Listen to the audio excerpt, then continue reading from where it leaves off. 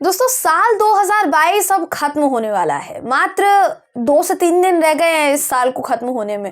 लेकिन इस साल क्या क्या नया हुआ, क्या क्या बुरा हुआ, ये सब कुछ आप भी जानते हैं, हम भी जानते हैं।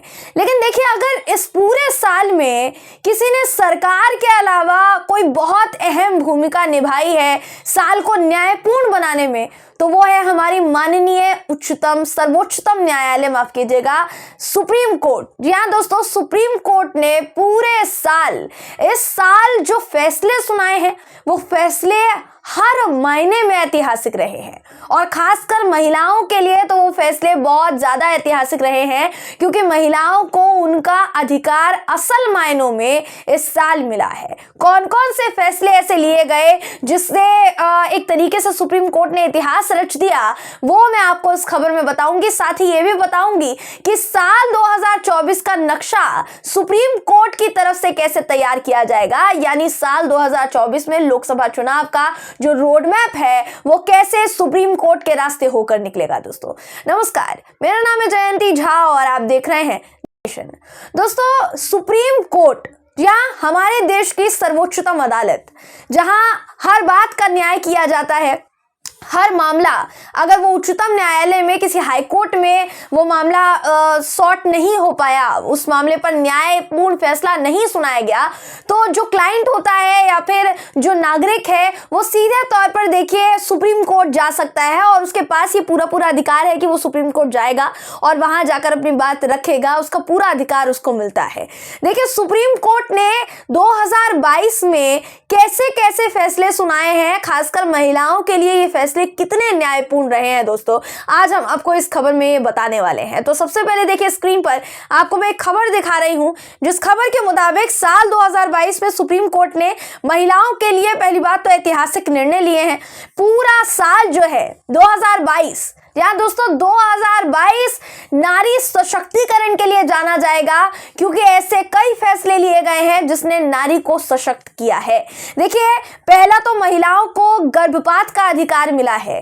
जी हाँ दोस्तों, अबॉर्शन का अधिकार महिलाओं को मिला है। अगर मैं इस पूरे फैसले की बात करूं तो 29 दिसंबर को यह फैसला लिया गया था और इस फैसले के मुताबिक गर्भावस्था के 24 हफ्ते तक सुरक्षित और कानूनी गर्भपात की अधिकार जो है वो सीधे तौर पर महिलाओं के पास दे दिया गया है। DY चंद्रचूड़ साहब, जो कि CJI हैं, हमारे देश के मुख्य न्यायाधीश हैं, उनकी पीठ ने ये पूरा फैसला लिया था। इसके अलावा देखिए, बार बार मैं आपको सारे जितनी भी चीजें हैं वो आपको बताऊंगी, लेकिन उससे पहले DY चंद्रचूड़ साहब ने गर्भपात के मामले को लेकर क्या कुछ कहा था वो मैं आपको बताना चाहूंगी। उस पीठ ने क्या कुछ कहा था वो आपको बताना चाहेंगे।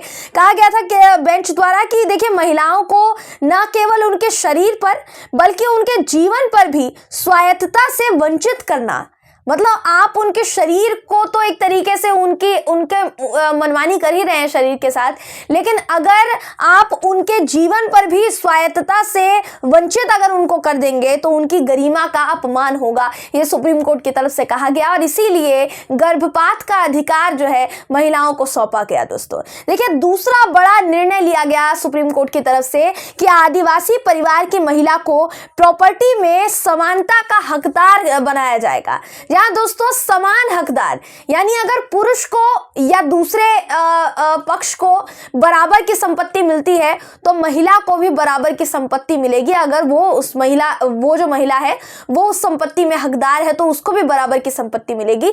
ये सुप्रीम कोर्ट ने फैसला सुनाया। फिर दहेज मृत्यु पर कड़ा मुकदमा, कि दहेज के कारण जिस तरीके से मृत्यु हो रही है उस पर कड़ा मुकदमा किया जाएगा। कि दहेज, लोग सामने से दहेज मांग लेते हैं और उसकी वजह से पूरा परिवार, खासकर माता पिता जिस तरीके से संघर्ष करते हैं अपनी बेटी की शादी के लिए, फिर कई कारणों की वजह से बेटी की भी अगर मृत्यु हो जाए तो अगर ऐसा होता है तो जिस पक्ष ने दहेज मांगा है उस पक्ष को सजा भुगतनी पड़ेगी और उस पर मुकदमा होगा। ये साफ तौर पर यह भी कहा गया सुप्रीम कोर्ट की तरफ से। 2 फिंगर टेस्ट जो है उस पर कड़ी निंदा जताते हुए सुप्रीम कोर्ट ने उसको भी बैन कर दिया। फिर आर्मी में महिलाओं को पुरुषों के बराबर का अधिकार भी मिला। तो ये बहुत सारे ऐसे फैसले हैं जहाँ पर सीधे तौर पर देखिए सुप्रीम कोर्ट की वाहवाही होनी चाहिए और सम्मान जो है सुप्रीम कोर्ट का वो और ज़्यादा बढ़ जाता है हमारी नज़रों में कि महिलाओं के अधिकार की बात तो इस देश में बहुत बार होती है, महिलाओं को की वोटिंग की बात तो इस देश में बहुत बार होती है। जिस वक्त विधानसभा चुनाव हुए थे या जब भी चुनाव होते हैं इस देश में तो महिला वोटर्स का बहुत बार जिक्र किया जाता है दोस्तों, लेकिन जिन अधिकारों की बात वोटिंग के दौरान, चुनाव के दौरान, कैंपेन के दौरान की जाती है वो अधिकार उनको दिए नहीं जाते, वो अधिकार उनसे छीन लिए जाते हैं या फिर उनको इग्नोर कर दिया जाता है। महिलाओं का एक वर्ग जो है इन सभी अधिकारों से वंचित रह जाता है, जिस बात को समझा है सुप्रीम कोर्ट ने, और सुप्रीम कोर्ट ने ऐतिहासिक निर्णय एक के बाद एक बताए हैं। देखिए आपको और भी बता देते, देखिए मैरिटल रेप जो है वो वैवाहिक यौन दुष्कर्म जो है उसको बलात्कार की श्रेणी में सुप्रीम कोर्ट ने डाला कि अगर किसी की शादी होती है और महिला राजी नहीं है सेक्स के लिए या फिर यौन संबंध के लिए तो और अगर जबरदस्ती उसके साथ की जाती है तो उसको रेप कहा जाएगा। मैरिटल रेप की श्रेणी में उसको सुप्रीम कोर्ट ने डाला है दोस्तों। और इसके बाद अगर मैं आपको और थोड़ी जानकारी बताऊं कि और क्या कड़े फैसले लिए थे, तो बच्चों के उपनाम का अधिकार महिला को दिया गया और महिला क्रिकेटर्स जो है उनको समान वेतन मिलेगा। जिस तरीके से पुरुष क्रिकेटर्स को समान वेतन मिलता है, ज्यादा वेतन मिलता है, उन्हीं के बराबर जो है महिला क्रिकेटर्स को भी समान वेतन दिया जाएगा। ये सुप्रीम कोर्ट का फैसला आया। और लास्ट फैसला जो है दोस्तों वो ये कि भारतीय नौसेना में महिलाएं शामिल होने का उनको अधिकार दिया गया। और अभी इस वक्त वर्तमान की मैं बात बताऊं तो 7 से 8 शाखाएं जो है नौसेना में, उसमें महिला जो है वो अधिकारी है। तो देखिए ये जितने निर्णय थे ऐतिहासिक है, कीर्तिमान गढ़ने वाले हैं, और ये निर्णय वाकई दोस्तों सुप्रीम कोर्ट के अलावा और कोई नहीं ले सकता, क्योंकि महिलाओं को इन निर्णयों की वजह से, इन फैसलों की वजह से कितनी राहत मिली होगी शायद ये वो महिलाएं समझ सकती हैं जो अभी तक उन अधिकारों से वंचित थी या फिर उस पीड़ा का सामना कर रही थी। या हम और आप नहीं समझ सकते, वो जरूर समझ सकती हैं। इसलिए उनके दर्द को पहचानते हुए, उनकी गरिमा को रखते हुए सुप्रीम कोर्ट ने तमाम तरीके के फैसले सुनाए। अब बात करते हैं कि सुप्रीम कोर्ट 2022 में देखिए महिलाओं के लिए तो कितना ज्यादा कारगर रहा, किस तरीके से ऐतिहासिक निर्णय लिए गए, वो सभी निर्णय मैंने आपके सामने रखे दोस्तों। अब आपको यह भी बताना चाहेंगे, इससे पहले भी शायद मैंने आपको इस बात की जानकारी दी थी कि सुप्रीम कोर्ट 2024 के लोकसभा चुनाव के लिए एक रोड मैप तैयार करेगा। यानी 2024 में जितने भी फैसले देखिए 2024 के चुनाव के लिए जितने भी फैसले अभी पेंडिंग है दोस्तों, वो फैसले 2023 यानी 2022 के बाद, अब जो 4-5 दिन बाकी है, 4-5 दिन में ज्यादा ही बोल रही हूँ, 2 से 3 दिन बाकी है नया साल आने में। अब 2023 में उन तमाम फैसलों पर चर्चा होगी, फैसला सुनाया जाएगा और वो फैसला ये तय करेंगे कि 2024 का जो चुनाव है वो किसके पक्ष में जाएगा दोस्तों और किसके पक्ष में नहीं। उन फैसलों में कौन कौन से फैसले हैं, कौन कौन से मुद्दे हैं, मामले हैं, देखिए ये हम आपको बताना चाहेंगे। 2024 का जो चुनाव है दोस्तों वो 8 फैसलों से तय होगा, ये बताया गया। देखिए जनसत्ता की खबर इस वक्त आप स्क्रीन पर देख पा रहे होंगे।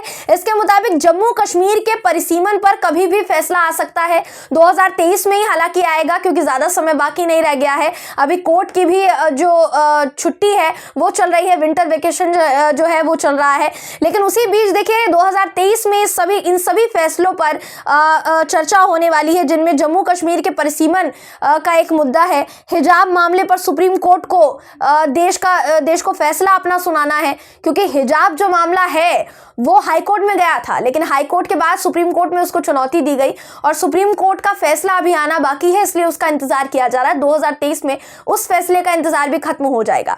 उसके बाद प्लेसेस ऑफ वर्शिप एक्ट जो है 1991 की व्याख्या जो है एससी यानी सुप्रीम कोर्ट करेगा। फिर चुनाव आयोग में केंद्र की भूमिका पर फैसला, यानी चुनाव आयोग जो है, चुनाव आयोग में जो चुनाव आयुक्त को चुना जाता है दोस्तों, अगर उस चुनाव आयुक्त का संबंध सीधे तौर पर केंद्र सरकार के साथ साथ है या केंद्र में बैठी सत्ताधीन पार्टी के साथ है तो फिर वो निष्पक्ष चुनाव नहीं करवा सकते हैं। इस पर भी देखिए सुप्रीम कोर्ट अपना फैसला सुनाएगा। उसके बाद मोदी की नोटबंदी सही है या गलत है, इस पर भी देखिए फैसला सुनाएगा सुप्रीम कोर्ट, क्योंकि नोटबंदी हुई लेकिन उससे नुकसान कितना हुआ, फायदा किन लोगों का हुआ, फायदा हुआ भी कि नहीं हुआ, यह भी बताएगा सुप्रीम कोर्ट। फिर कमजोर तबके पर फैसला कि उनको आरक्षण दिया जाए कि नहीं दिया जाए, इसका भी निर्णय जो है सुप्रीम कोर्ट की तरफ से लिया जाएगा दोस्तों। तो इन सभी निर्णय की जो आप बोल सकते हैं कि जो डेडलाइन है वो 2023 है। 2023 में सुप्रीम कोर्ट इन तमाम मुद्दों पर अपने फैसले सुनाने वाला है और जो भी फैसला आएगा वो 2024 की दिशा तय करेगा दोस्तों, कि 2024 में लोकसभा चुनाव जो होने वाले हैं उसमें कौन सी पार्टी जीत कर आएगी और कौन सी नहीं। खासकर बीजेपी की जो सीधे तौर पर देखिए यहाँ पर रणनीति है उस पर सुप्रीम कोर्ट के फैसले कितना असर डालते हैं और कितना नहीं, ये देखना लाजमी होगा। बहरहाल इस खबर पर आपकी राय क्या है कमेंट करके जरूर बताइएगा। वीडियो अगर आपको पसंद आया हो तो वीडियो को लाइक और शेयर करना ना भूलें। फिर मुलाकात होगी आपसे किसी ऐसी ही खबर के साथ, तब तक के लिए नमस्कार।